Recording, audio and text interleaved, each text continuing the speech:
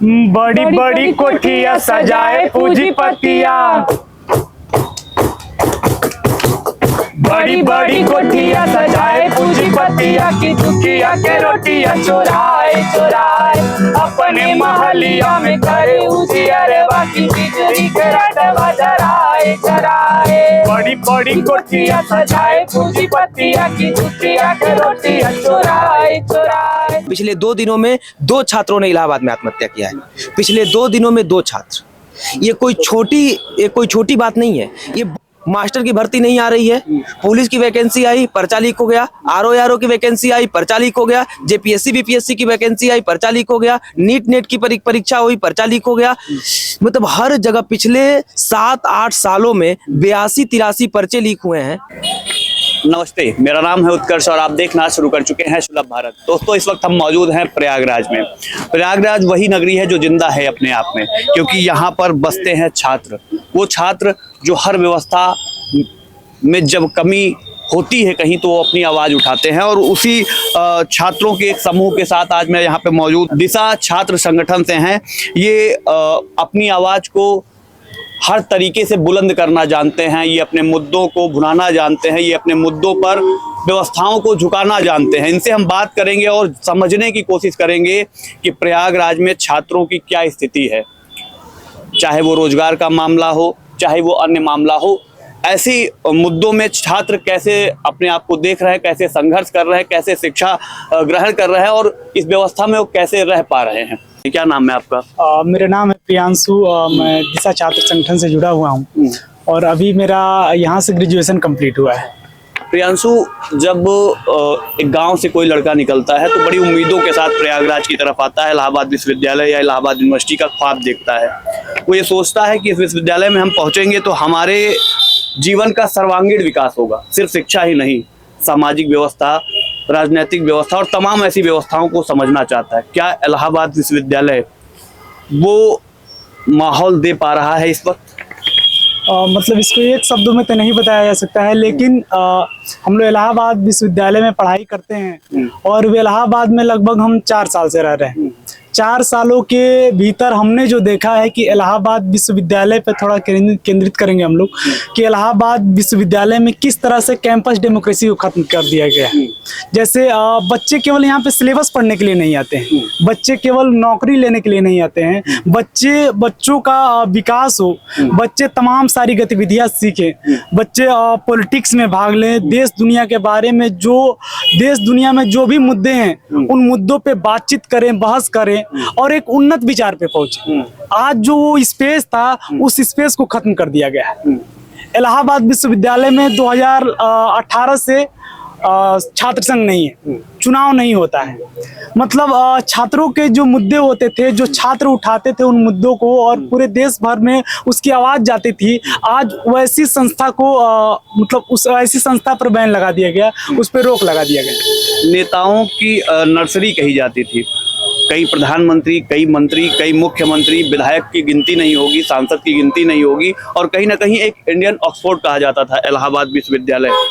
क्या ऐसी व्यवस्थाएं बनी जो आज लगभग अपने न्यूनतम परफॉर्मेंस पे पहुंच चुका है?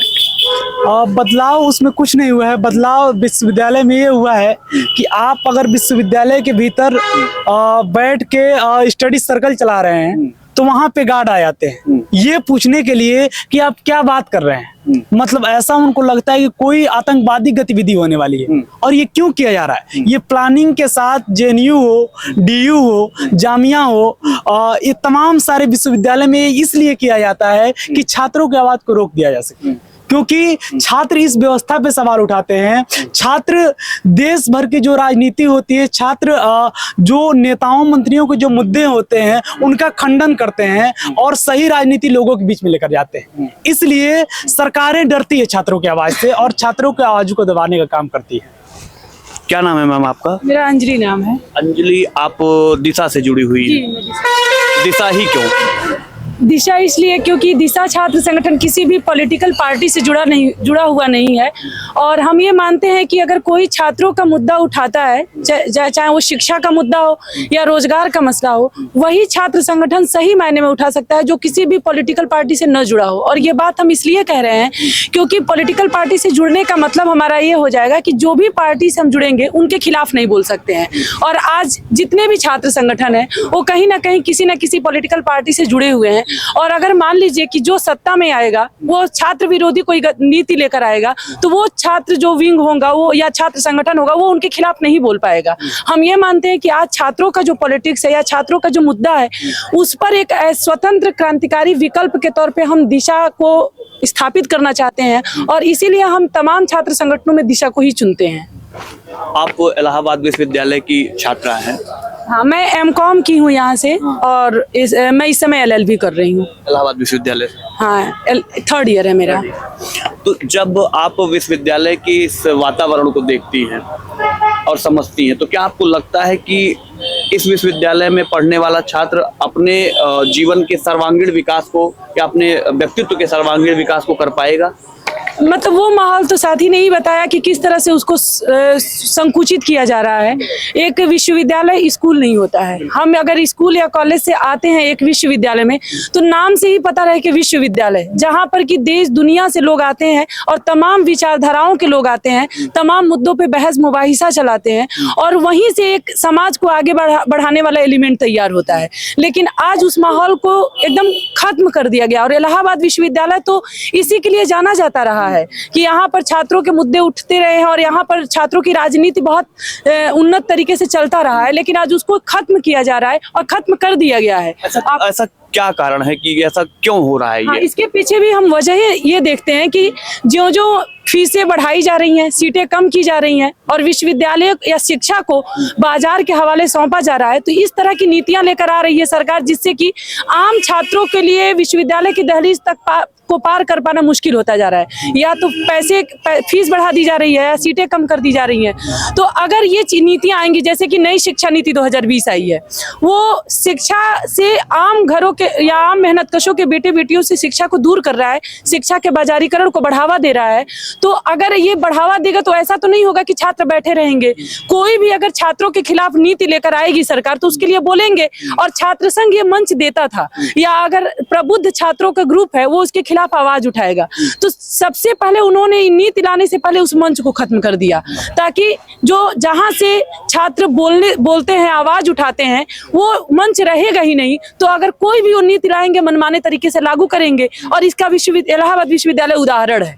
अभी तो हाल फिलहाल में हम लोगों ने एक आंदोलन किया, जीत भी हासिल किए, लेकिन वो आम छात्रों के दम पर। और विश्वविद्यालय यही चाहता है कि आम छात्र जागरूक ना हो, राजनीतिक ना हो, क्योंकि वो सवाल करना सीख जाएगा। वो उनसे आंखों में आंखें डाल करके हिसाब लेगा कि हमारा फीस कहाँ जा रहा है, क्यों नहीं पानी की व्यवस्था बेहतर हो रही है, क्यों तमाम छात्र विश्वविद्यालय के दहलीज तक नहीं आ पा रहे हैं, क्यों यहाँ से पढ़कर छात्र जा रहे हैं तो उन्हें रोजगार नहीं मिल पा रहा है। और यही वजह है कि छात्रों को पहले ही पॉलिटिसाइजेशन उनका पॉलिटिसाइज न करने दिया जाए, उनको राजनीतिक बनने ही न दिया जाए, वहीं पर कुंद कर दिया जाए। और हम ये मानते हैं कि इसके बावजूद भी सत्ता को लगता है कि लोग नहीं सवाल खड़ा करेंगे, लेकिन उसके बावजूद भी नौजवान सवाल करेंगे और आंखों में आंखें डालकर उनसे जवाबदेही लेंगे। क्या नाम है बाबू आपका? मेरा नाम संजय है और मैं इलाहाबाद विश्वविद्यालय BA 3rd ईयर का स्टूडेंट हूँ, और मैं दिशा छात्र संगठन से जुड़ा हूँ। संजय, दिशा से आप जुड़े हैं। दिशा किन किन मुद्दों पर काम कर रही है? दिशा बेसिकली बात किया जाए तो ये शिक्षा, रोजगार, चिकित्सा, आवास जैसे मुद्दों को लेकर के, यानी कॉमन मिनिमम प्रोग्राम पर बना या छात्र संगठन है।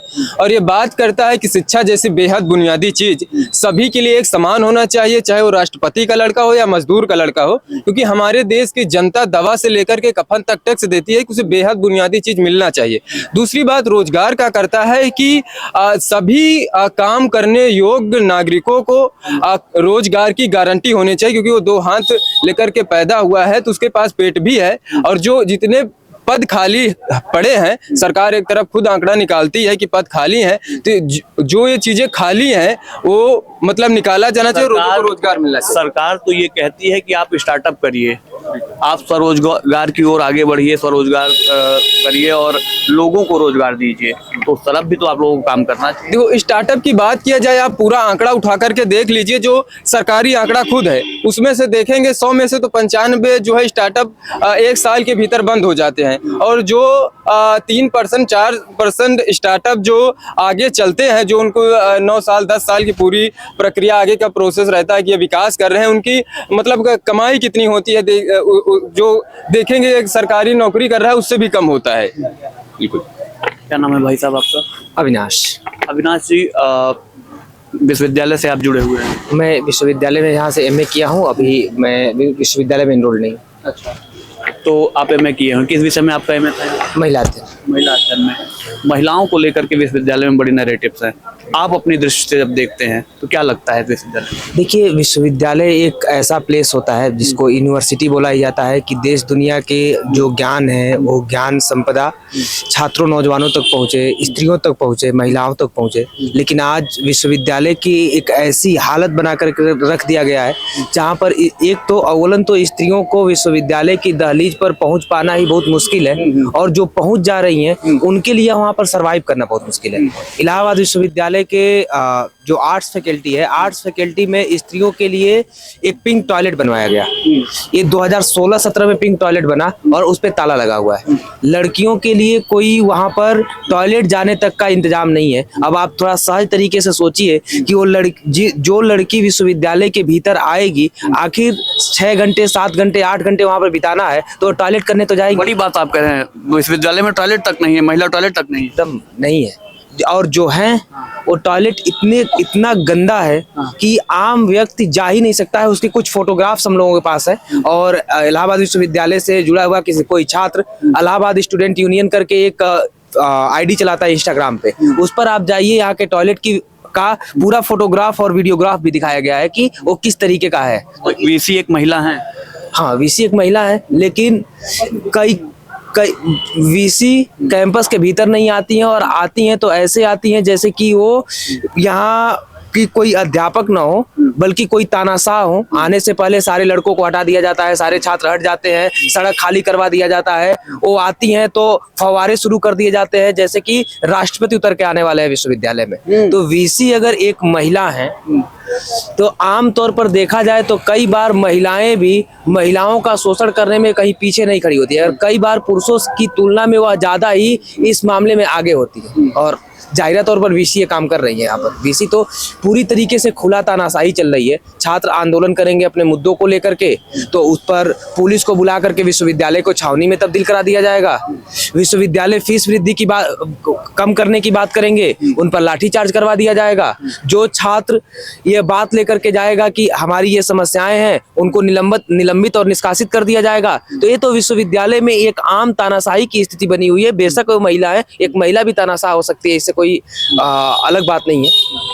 जब एक किसान का बेटा, एक किसान होता है, जब वो गांव में उसको सोचता है मेरा बेटा अफसर बनेगा, तो खासकर ये अवध क्षेत्र के या आसपास के जिलों के जो लोग हैं वो सोचते हैं कि हम अपने बेटे को इलाहाबाद भेज दें, विश्वविद्यालय में एनरोल करवा दें और वहाँ में पढ़ेगा तो आईएएस अधिकारी बन जाएगा। लेकिन जब यहाँ पर आकर के वो तमाम संगठनों से जुड़ करके, क्योंकि ये गाँव का सवाल है, गाँव के लोगों की आम चर्चाओं का सवाल है, जब वो आंदोलित होने लगता है, आंदोलन करने लगता है, छात्र राजनीति में आने लगता है, तो बड़ी चर्चाएं अलग हो जाती हैं। कहीं ना कहीं ये लगता है कि उसको उसके एम से भटका दिया गया। क्या लगता है कि ये सही है? बर्टोल्ट ब्रेख्ट थे जर्मनी के एक बहुत बड़े कवि। उन्होंने एक जगह लिखा था कि सबसे मूर्ख व्यक्ति वह होता है जो राजनीतिक तौर पर मूर्ख होता है, क्योंकि उसको यह नहीं मालूम होता है कि उसकी थाली में जो दाल है यह राजनीति तय करती है कि उस दाल की कीमत क्या होगी। आज आम तौर पर समाज के एक बड़े हिस्से का भी राजनीतिकरण कर दिया गया है। उनको ये लगता है कि इलाहाबाद में जो छात्र आकर के सलोरी छोटा बघाड़ा में रह करके तैयारी कर रहा है वो कमरों में बैठ करके तैयारी करे। लेकिन एक बार सोचिए वो तैयारी किस चीज का करे। 2018 के बाद से उत्तर प्रदेश में प्राथमिक शिक्षकों की भर्ती नहीं आई है। बीएड, बीटीसी, बीएलएड, डीएलएड करके छात्र नौजवान सड़कों पर घूम रहे हैं और नौकरी न मिलने की वजह से हताश निराश हो रहे हैं। कोई ऐसा दिन नहीं गुजर रहा है इलाहाबाद में जब किसी कोने में कोई छात्र आत्महत्या न कर रहा हो। पिछले 2 दिनों में 2 छात्रों ने इलाहाबाद में आत्महत्या किया है। पिछले 2 दिनों में 2 छात्र। ये कोई छोटी बात नहीं है। ये सवालों को एकदम पूरी तरीके से हमारे बीच से गायब कर दिया गया है। लोगों को ये बताया जाता है कि बेटा तुम वहां पर गए हो तो जा करके खूब तैयारी करना। जब मास्टर की भर्ती नहीं आ रही है, पुलिस की वैकेंसी आई, पर्चा लीक हो गया, आरओ की वैकेंसी आई, पर्चा लीक हो गया, जेपीएससी बीपीएससी की वैकेंसी आई, पर्चा लीक हो गया, नीट नेट की परीक्षा हुई, पर्चा लीक हो गया। मतलब हर जगह पिछले 7-8 सालों में 82-83 पर्चे लीक हुए हैं।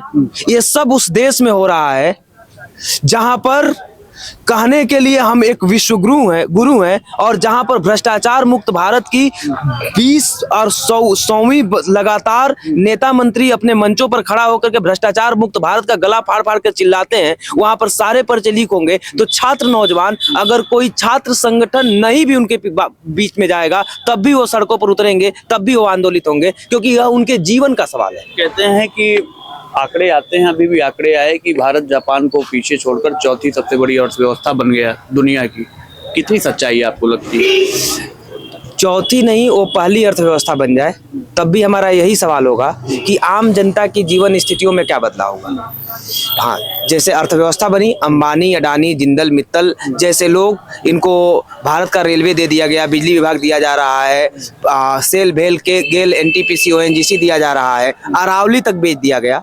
मतलब आम जनता के लिए दिल्ली में अगर आप खबर पढ़ रहे होंगे तो जान ही रहे होंगे कि न शुद्ध हवा है, इंदौर में खराब पानी पी करके लोग मर गए, नौजवान जो है वो बेरोजगारी से तंग आकर के मर रहे हैं। इलाहाबाद विश्वविद्यालय में पिछले 4 सालों में 6 गुना फीस बढ़ाई गई है और हर साल 10% फीस बढ़ाई जा रही है। और केवल इलाहाबाद की बात नहीं है, देश के सभी विश्वविद्यालयों की आम बात है। एक ऐसे देश में हम लोग जी रहे हैं जहां पर चुनाव आयोग पर भी सवाल उठ चुका है। तो हम कह रहे हैं कि चौथी अर्थव्यवस्था नहीं, पहली भी अर्थव्यवस्था बन जाए तब भी तो मुख्य सवाल यही बना रहेगा कि आम जनता की जिंदगी कहां पर है। आम जनता की जिंदगी रसातल में जा रही है। नेताओं, मंत्रियों और इनके आका तमाम टाटा, बिरला, अंबानी जैसे लोगों की जिंदगी स्वर्ग से भी बेहतर है। धन्यवाद। ये आप एक पोस्टर लेके खड़ी हैं, मौत की दया पर जीने से बेहतर है जिंदा रहने की ख्वाहिश के हाथों मर जाना। क्या लिखा है आपने और क्यों लिखा है? ये मैंने नहीं, कात्यायनी एक कवि, उनकी कविता है। अच्छा, कात्यायनी की कविता है। हाँ। हाँ। तो ये पोस्टर लेकर खड़े होने या पोस्टर बनाने का क्या तात्पर्य, क्या है, क्या संदेश देना चाहती हैं? हम लोग जैसे कि गीतों के माध्यम से, पोस्टर के माध्यम से लोगों के बीच में एक जागरूकता फैले। वो जागरूकता, एक संदेश देना चाह रही हैं। मैम, क्या नाम है आपका? मेरा नाम निधि है, मैं दिशा स्टूडेंट ऑर्गेनाइजेशन। दिशा से आप हैं? दिशा ही क्यों? तमाम ऐसे संगठन थे जिसको आप ज्वाइन कर सकती थी, दिशा ही क्यों? सबसे पहला कारण कि दिशा छात्र संगठन किसी पॉलिटिकल पार्टी से नहीं जुड़ा हुआ है और ये निशुल्क शिक्षा, एक समान शिक्षा और पक्के रोजगार की गारंटी की बात करता है। क्योंकि आप मतलब वो चाहे राष्ट्रपति का बेटा हो, चाहे प्रधानमंत्री का हो, चाहे किसी नेता मंत्री का हो, सबके लिए एक स्कूल होना चाहिए और अगर कोई योग्य नागरिक है तो उसको पक्के रोजगार की गारंटी होनी चाहिए। इसलिए मैं दिशा छात्र संगठन। आप इलाहाबाद विश्वविद्यालय में छात्र हैं, आप एनरोल्ड हैं, वहाँ से पढ़ाई आप कर रही हैं। आप इलाहाबाद में रहती हैं, प्रयागराज जो हो गया, आप लोग कहते भी हैं कि इलाहाबाद प्रयागराज हो गया, तो यहाँ पर रहना एक छात्रा के लिए या एक स्टूडेंट के लिए कितना सहज है और कितना कठिन है? मतलब एक कॉमन स्टूडेंट तो कभी यहाँ अपनी जिंदगी मतलब नहीं जी सकता है, क्योंकि जिसके माँ बाप अगर किसान है तो उसके लिए इलाहाबाद नहीं बना है। जिसके माँ बाप मजदूरी करते हैं और अपने बच्चों को पढ़ाना चाहते हैं तो उनके लिए इलाहाबाद नहीं बना है। मतलब ये यहाँ रहना इतना मुश्किल है कि आप रेंट का हिसाब लगाएं तो एक कमरे का किराया 5,000 है और यूनिवर्सिटी की फीस लगातार बढ़ रही है। और इससे दिक्कत ये होता है कि तमाम सारे जो संस्थाएं हैं हमें पढ़ाने के लिए, वो भी फीस के नाम पे लूटती ही हैं। तमाम सारे कोचिंग हैं, तो मतलब शिक्षा का बाजारीकरण, मतलब स्टूडेंट को जहाँ आके पढ़ाई करना चाहिए, यहाँ आके वो अपनी एक जिंदगी का हिस्सा कैसे जुटाए और कैसे यहाँ रह सके उसमें खर्च कर देता है। जैसे मैं यहाँ रहती हूँ तो यहाँ पे घरों में जैसे काम करते हैं लोग, ऐसे हम लोग काम भी करते हैं, ढूंढते हैं ताकि अपने रेंट का किराया चुका सके, बच्चों को ट्यूशन पढ़ाते हैं। क्योंकि हम लोग किराया ही नहीं दे पाएंगे तो फिर हमें इलाहाबाद से जाना होगा। तो इससे कहीं ना कहीं हम इन सारी चीजों को समझे, जाने और इसके बीच में यहाँ रह सकें, इसके लिए हमें पढ़ाई के साथ साथ काम भी करना पड़ता है। और लड़कों का वही है, स्विगी, जोमेटो, रैपिडो चलाते हैं, तो ऐसे यहाँ पे स्टूडेंट अपनी लाइफ जीते हैं। मतलब आप पढ़ाई के साथ साथ काम भी करती हैं। आपने कहा कि इलाहाबाद किसान के बच्चों के लिए नहीं बना है, तो किसान के बच्चों के लिए बना क्या है, कहाँ जाएंगे वो पढ़ने? जब आप इसका आकलन करती हैं तो क्या आपके दिमाग में आता है? जैसे किसान के बच्चों के लिए तो जितनी अडानी अंबानी के बेटे बेटियां हैं उतना ही हक होना चाहिए, लेकिन जो व्यवस्था है जो हमें कह रही है वो तो यही कहती है कि जो किसान के या फिर कॉमन स्टूडेंट है या आम घर से आने वाले छात्र नौजवान है वो जाति धर्म के नाम पे बटे रहें और ये अपनी पूरी राजनीति चला सके। मतलब हमको और आपको असली मुद्दे नहीं बताएं ताकि हम पढ़ाई से दूर रह सकें, इनसे सवाल न कर सकें। ये हमें अशिक्षित बनाना चाहते हैं और पढ़ाई से, रोजगार से, इन तमाम सारी सुविधाओं से हमें वंचित रखना चाहते हैं। क्या नाम है आपका? मेरा नाम चंचल है। चंचल, आप इलाहाबाद विश्वविद्यालय की छात्रा हैं। हाँ, मेरा एमए कंप्लीट हुआ है पिछले साल। इलाहाबाद कंप्लीट हो गया जी। इलाहाबाद विश्वविद्यालय का क्या अनुभव आपका रहा है? मतलब एमए के दौरान मैं दिशा छात्र संगठन से जुड़ी, क्योंकि मतलब जितनी मेरी समझ बनी है, कई सारे संगठन हैं जो कि राजनीतिक पार्टियों से जुड़े होने की वजह से जब तक छात्र संघ था तब तक उनकी अपनी एक्टिविटीज़, उनके अपने प्रोग्राम्स जिस वजह से वो एग्जिस्ट करते हैं, कहा जाता है कि राजनीतिक पार्टियों के स्टूडेंट विंग के तौर पर, एक ऐसे जगह के तौर पर जहां पर आप जो है अपनी राजनीति करिए और एक मौका मिले ताकि राजनीतिक पार्टियां उन्हें टिकट दें। इस तौर पर जब उस प्लेटफॉर्म को यूज़ किया जाता है तो उसके, हालांकि उसके अपने मतलब नेगेटिव पहलू हो जाते हैं, लेकिन फिर भी मतलब वो काम कर रहे थे। लेकिन अब छात्र संघ लंबे समय से नहीं है तो इस तौर पर अन्य छात्र संगठनों की कोई एक्टिविटी नहीं दिखती थी। दिशा छात्र संगठन ही सांस्कृतिक कार्यक्रमों के जरिए, कविता पाठ के जरिए, चर्चा परिचर्चा, अध्ययन चक्र के जरिए मुझे दिखता रहा। मैं भागीदारी करती रही और जब मुझे समझ में आया कि यहाँ पर सबसे पहली बात तो ये किसी पॉलिटिकल पार्टी के स्टूडेंट विंग के तौर पर नहीं काम कर रहा है, बल्कि एक छात्र होने के नाते, शिक्षित होने के नाते, मतलब कहा मतलब 12-13% 10वीं पास करने के बाद 12-13% ही वो आबादी है जो विश्वविद्यालयों, कॉलेज कैंपसों का मुंह देख पा रही है। यह स्थिति है आज भी, आज़ादी के 76-77 साल बाद भी ये स्थिति है। तो ऐसे समय में अपनी जिम्मेदारी समझते हुए देश दुनिया में क्या चल रहा है, हमारे भारत देश की क्या स्थिति है, यहाँ की अर्थनीति क्या है, यहाँ की राजनीति क्या है, इतिहास क्या रहा है, हमें वह इतिहास दृष्टि मिले और इस समाज को बेहतर बनाने के लिए जिन्होंने काम किया, जो क्रांतिकारी रहे, जो समाज सेवी रहे, उनको पढ़ना, उनके विचारों को लोगों तक पहुंचाना। और ये केवल बुद्धि विलास के नहीं, जैसे कई बार क्या होता है कि एक बहुत बड़ा तबका हमारे देश में बुद्धिजीवी वर्ग है जो चीजों को जानने समझने के बाद उस चीज को केवल लिखने, पढ़ने और केवल चीजों पर अपने एक कमरों में बैठ करके इस तौर पर उसका इस्तेमाल कर रहा है, जबकि जरूरत तो है कि सड़कों पर उतरा जाए, लोगों के बीच में जाया जाए। सबसे जरूरी चीज तो यही है ना कि लोग, जो विज्ञान आज इतना विकसित हुआ वो लोगों तक पहुंचे, जो ज्ञान विकसित हुआ वो लोगों तक पहुंचे।